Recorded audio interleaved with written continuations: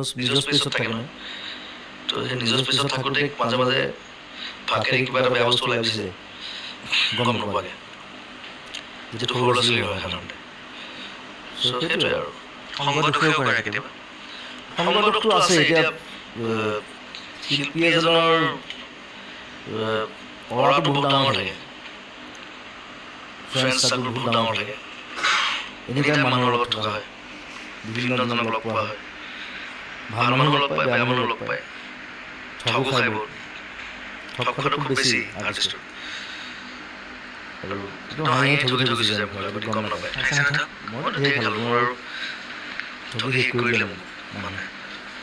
কিন্তু মই সেইটো ঘূৰি নাচাওঁ কেতিয়াও। মই মানে পাষ্টলৈ মই কেতিয়াও ঘূৰি নাচাওঁ, মই সদায় সন্মুখৰ ফালে চাওঁ, প্ৰগ্ৰেছিভ। সেইবোৰ ভাবি লাভ নাই আৰু, প্ৰগ্ৰেছিভ হ'ব লাগে, ভাল কাম কৰিব লাগে, আগুৱাই যাব লাগে, নিজৰ কামখিনি ভাল কামখিনি এনেও থাকি যাব।